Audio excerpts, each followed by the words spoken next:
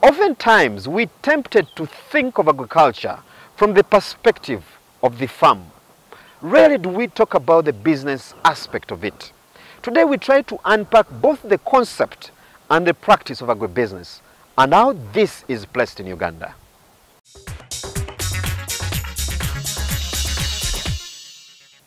Josephine, it's nice to have you on the show, Money and Markets. You're most welcome. Thank you. Now, give us a brief digest of how you feel the agribusiness subsector is faring in this country. Usually when we speak about that, many challenges pop up.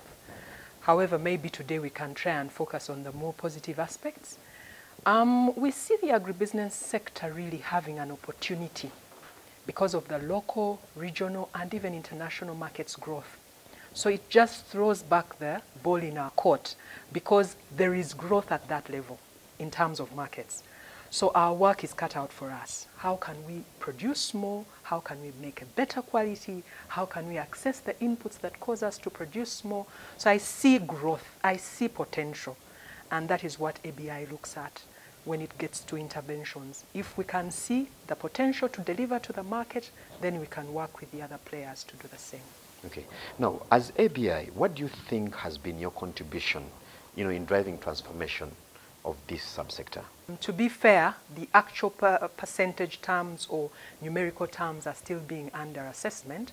But for our business plan period, 2014 to 2018, we have a draft reporting pointing to about 808 billion. That was not the target, but it made about 90% of our target.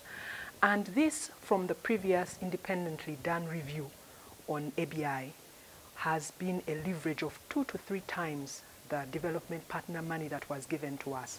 So when the development partner money is given to us and we work with implementing partners, they've been able to leverage the funds we've given them 2 to 3 times to deliver increased incomes to the ultimate beneficiaries, our farmers, and also our agribusiness growth. Yes. What have been some of the challenges that you've had to contend with, in supporting this subsector? We believe we are really at a very good place right now. On the back of the review I've just mentioned, it was actually highlighted that aBi can continue. Challenges are there, and they did come, but the issue was how did we overcome them? And part of the feedback we got from the process was that in working with partners before, we were really not treating them as partners. We're like a former school teacher, the traditional school teacher who just wields a stick without actually forming a partnership. So we are more relational now in terms of addressing challenges, because you can start a project, you work it out, going to a certain direction X, and along the way, challenges, climate change issues come up, and then it goes in another direction. But if you are working in partnerships, you can quickly address those challenges and move on. Accountability issues have come up, but we've been able to work out a system alongside our partners that increases our transparency and accountability to our partners. Yeah. Moving on to the grain subsector, what has been your contribution here? We have actually worked with who we believe are some of the more lucrative enterprises. I would call them more medium than small. Yes, actually we work with the small, but we've also worked with medium players. Yes. We've worked and are still working with the critical platforms for the grain subsector in Uganda, and that relationship exposes us to all the major players from public and private sector, small and big. And in there we really sit and get an opportunity to assess what are the critical points, where should we really analyze and see the critical areas to intervene in. And of course some tend to be the same, but it now depends on in which context at that point in time. So we continue to work with the main platforms to address things like post-harvest handling, which is still an issue, and it has a very big bearing on the price of the main grain in Uganda, being maize, and also the issue of aflatoxin, for instance, the issue of price I've already mentioned. But we work with these players, and then they expose us to what kind of nature of enterprises to work with. Now, talking about SMEs, what kind of counsel would you give players in this space, in building strong businesses that can attract support from players like aBi? we really need, and I'm speaking we, as also a business owner, we really need to think to investing. We kind of view this as an add-on, but it is actually the beginning and end all of an enterprise. That enterprise should have a strong governance, however small. Strong governance and systems that ensure that it will thrive and grow. Once we compromise on that area, we will find ourselves in situations where we can't show the records, even though we really did the things, but we can't show the records, we can't show what we have achieved, we can't actually, account.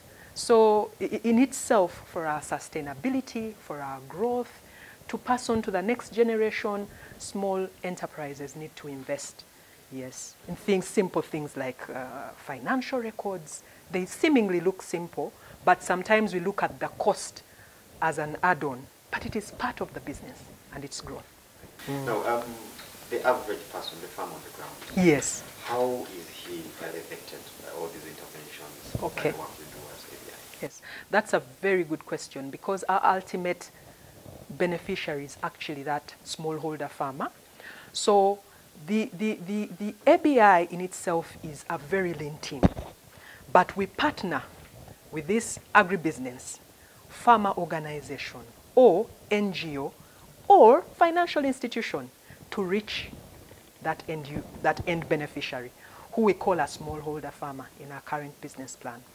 And this then becomes the partnership I intimated before. When we grow this partnership, for instance, looking at a project that can address post-harvest handling, it could be improved practices in drying. It could be improved technologies, in producing. It could be capital setup for a small enterprise. And when it sets up, it can then grow its appetite to pick from the smallholder a certain quality of grain. So for each partnership that we establish, we must know how does it impact the end user. So we have a number to measure, a critical number there. And as soon as we know that number, then we know what activities and what support. Because ordinarily for a small business or a medium-sized business, this is not their core function. Good agricultural practice, post-harvest handling, linking to markets may not be their core function. However, they have a need for their business to grow, a steady supply of quality grain. So when we make this linkage of smallholder to enterprise and see the potential to sustain, because the enterprise is also getting an opportunity to actually grow because of the relationship, we actually intervene in such and let it thrive even beyond our own intervention. Yes. Josephine, thank you very much. You're welcome. It's been nice talking to you. Nice talking to you too. Thank you. Yes.